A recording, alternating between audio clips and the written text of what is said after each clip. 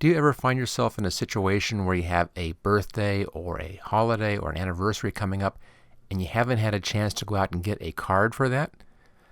I find myself in that situation all the time, which is why my channel has so many card projects on it. Hi, I'm George Pearson, and in this video we'll be doing this Mother's Day card, and we'll be doing this with a background picture of flowers and then a clipping mask to put that inside of the mom text. Okay, let's get to it.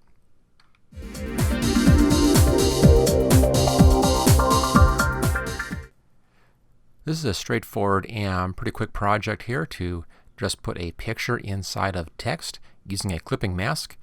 And the picture that I chose for this one's kind of a flower thing. I found this over at Pixabay. And here we go, pixabay.com right there. I did a search for flower background, pretty easy. And then I have mine set. You can set it here for photos if you want to. Just kind of narrows things down a little bit. And we'll scroll down, and not very far. And you'll find that we have a nice background down here. There it is, right there. This is the one that I use. Let me just click on this. And there's that background. Now I have this link up here is on the project page for this video, and you'll find the link for that, of course, in the description. So you can download the same picture if you want to, or choose any other picture that you like. There are lots of great pictures in here that can be used as a good background. I went for something with color in it and fairly fine detail, so it would read well inside of the letters. Okay, that's the choice of a picture right there. Everything else here is done inside of Photoshop Elements, including that background. All right, let's see how this is done. Let me just close this file down, and we'll start with a brand new file. File, new, blank file, and I have mine set as usual at the default Photoshop Elements size, which is a 6x4. Works out very well for this kind of card. It's a good size for a card. Choose OK. There we go. I'll just dock that in place. The first thing we need on here is some text. Let me just set the colors here back to their default settings, black and white. Move over here to the horizontal type tool. Now the typeface that I used is called Bauhaus 93 Regular. All that really is just a fairly thick, fairly fat typeface. Any good fat typeface works.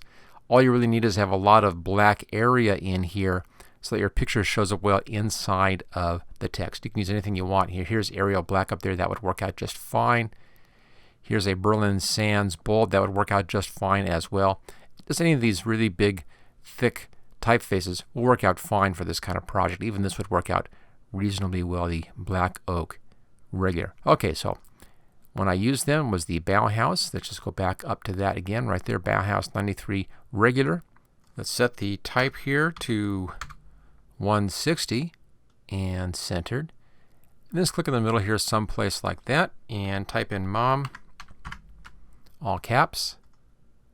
And there we go, put that right down here. Now I want to put the number 1 up here, so back to the text tool. Before we do that, let's make a new layer up here. So new layer, there we go.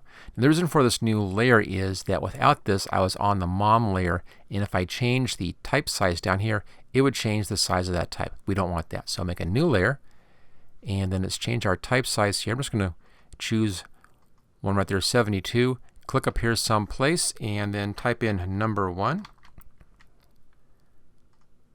There we go. Now it's a little bit too small, so we can up our size on this. An easy way to do this is just to hold on the Control-T keyboard shortcut. You can then grab the corners here and actually resize this like that. Just kind of pull it around, making it about 124 large. Let me just change this to 125. That's about right, 125% larger. That's a good size for that. So you can either find a typeface with the right size you want, or just type it in as I did right there, and then just change the size of that using that Control-T keyboard shortcut. Okay, there's the basis for the text. Let's now bring our picture in, and we'll place that in here, but I'll place it in here above the mom layers. Click on the mom layer, and we'll place our image there. That'll bring it in above this layer here. Okay, so go up to File and Place. Now I've already saved this image from the internet onto my computer, and it's right down there. There we go. Here's our flower image. choose place, and it brings it onto the page. Notice that's right there above the mom layer, above the layer that we had currently selected. You can grab it now and just pull it straight down so that it covers up the mom text completely, and then click on the green check mark for OK. Okay, that's now in place. All we have to do now is to use a clipping mask to clip this inside of mom, and that's real easy. Right where the name is here, just right click on that and come down to create clipping mask. What that does is it takes a picture and puts it inside of whatever is on the layer underneath. In our case, that layer happens to be that mom text. So there is the flowers inside of the letters. Let's now put our background on this thing. And for that, let's go back down to the background here first and come down to graphics. And I have my graphics here set for backgrounds. It's by type, backgrounds. And I'm down quite a ways down, almost halfway down. Here's the top up here. And quite a ways down. Let's go ahead and scroll on down this way. Again, it's almost halfway down on the list. Not quite, but almost halfway down. Right there. And it's called Flower 01. That's the one you want. Now notice that some of these have a little blue triangle. That means that these are currently online and not on your computer yet. So if you see the blue triangle on this, just make sure that your internet connection is active. Click on that and it will then download to your computer. There's no cost for that. It just downloads from Adobe. They only download the ones that you use, and that just saves you space on your computer. Okay, I'll just double click on that and it puts that background in. There we go. Nice background. All right, let's now put some styling onto this. Do a bevel and emboss on this one. Go to Styles. And let's go back to layers first. Make sure you're on the mom layer right there. Back to Styles. And the one I want is this one right here. It's called Simple Sharp Inner. Just click on that once, and that then places that layer style. Gives us a bevel right in there on that mom text. Okay, back to layers. Notice this little FX right over here. You can now click on that, or double click, and that brings up the style settings. And let's make just a couple of adjustments in here. First off, I want to have this at 135 for the angle. It puts a light up here somewhere. And the reason for that is for a drop shadow. Right down here gives us a drop shadow. Let's set the size down pretty small. Set the size at 1.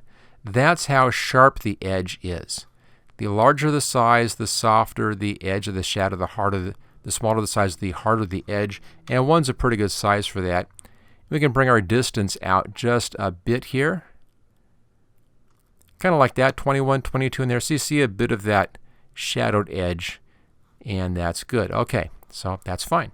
Now I want these flowers brighter in here, so let's brighten that up. I'll do that with an adjustment layer. Let's move up to the image layer right here, the flowers layer, and then we'll do an adjustment layer on this layer here. So layer, new adjustment layer, and levels. Where it says use previous layer, just click on that one, choose OK, and it should look just like that. It should be the same indent on that one. Now all you want to do here is brighten this up, and that's this right hand side. Notice as I pull that in, everything gets brighter. So just find a nice number for that. You don't want to go too bright. It gets kind of crazy looking if you go too bright like that.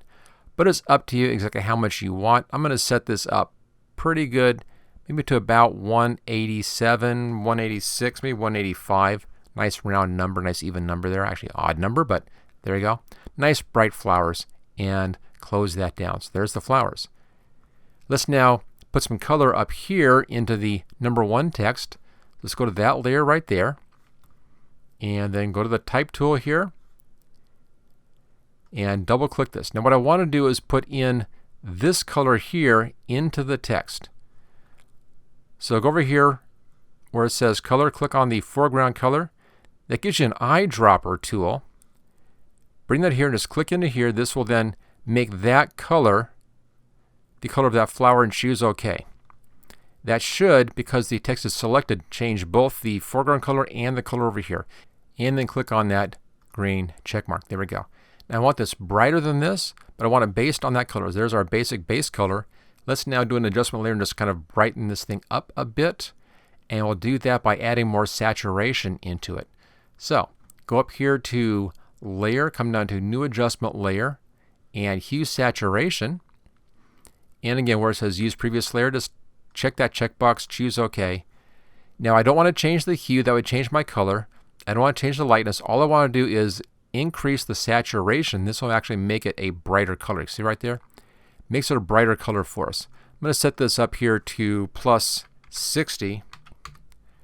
Just like that. So it's a brighter version of that, a more saturated version of that color, so it has a nice connection in there. Let's now add a drop shadow onto this. Come back down to the text layer, one that says number 1 right there, and then layer style, style settings, drop shadow. Here's our drop shadow. Now on this one, let's keep the size at 7, that's pretty good. We'll bring the distance out. You see, there's that drop shadow right there. I'll put that out at about 11, and then we'll darken that down by bringing the opacity up to about halfway, about 50%, and then choose OK. And there we go. Now the last little tweaks on this, you may want to adjust the size of things. I think the number 1 is pretty good. I'm going to move it up just a little bit. We can go a little bit larger, I think, on this. Now notice how the picture moves inside of the lettering in there. If you want to move the whole thing, just come down and make sure you're on the mom layer. Just link these layers together like that. Click on that one, they'll link together. Back to our mom layer. Now that they're linked, they should stay together. There we go. If you want to change the size in here, just come down to the mom, use that Control-T keyboard shortcut. Here's our bounding box, and now you can just pull the sides out and you can adjust the size of your text if you want to. You can even make it taller or shorter right here just by pulling on this middle control. And you can go wider or skinnier by pulling on the sides. So just make little tweaks, get the size just where you want it. I'm just going to be going just a little bit larger here, a little bit taller maybe. And that looks pretty good. I'm just kind of eyeballing that bit. And there we go. There's our number 1 mom Mother's Day card. Let's see how this looks expanded. I'll just pull this up here. And let's just pull that out and zoom in just a little bit.